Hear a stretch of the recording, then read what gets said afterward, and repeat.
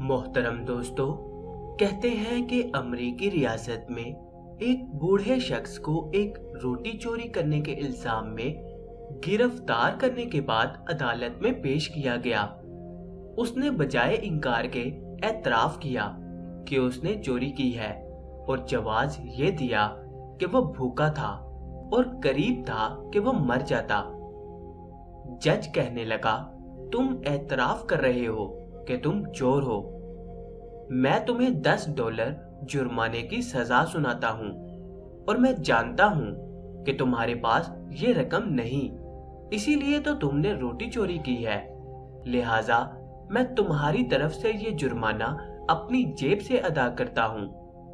मजमे पर सन्नाटा छा जाता है और लोग देखते हैं कि जज अपनी जेब से $10 निकालता है और उस बूढ़े शख्स की तरफ से ये रकम कौमी खजाने में जमा करने का हुक्म देता है। फिर जज खड़ा होता है और हाजिरीन को मुखातिब करके कहता है, मैं तमाम हाजिरीन को $10 जुर्माने की सजा सुनाता हूँ, इसलिए कि तुम ऐसे मुल्क में रहते हो जहां एक गरीब को पेट भरने के लिए रोटी चोरी करना पड़ी। उस मजलिस में $480 इकट्ठे हुए और जज ने वो रकम बूढ़े मुजरिम को दे दी।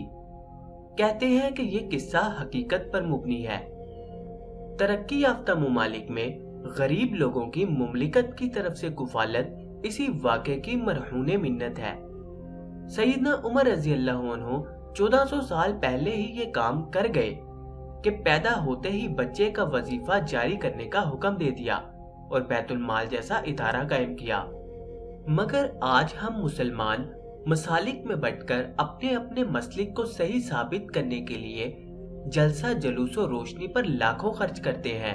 वहीं वाज़ो इस्तिलाही पैगाम अवामुन नास तक पहुंचाने के लिए हजारों रुपए सर्फ करते हैं, लेकिन पूरे मुल्क में ना सही अपने अपने इलाके में ही बैतुल माल जैसा इदारा कायम करके मुस्लिम गुरबा और मसाजिद के इमामों मुअज्जिन हजरात की खिदमत के बारे में कोई नहीं सोचता, बल्कि मुअज्जिन और इमाम का तो खून चूसने के साथ साथ तानो तशनी से भी नवाजा जाता है।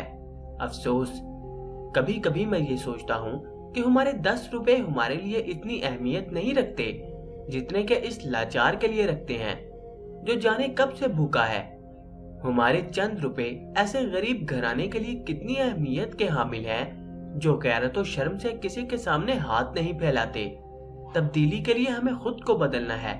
आइए मिलकर हम सब भी अपनी सोच बदलें, अपने लिए और अपनी इस पाक धरती के लिए। आए हम भी अपने मुल्क के लोगों का सोचें।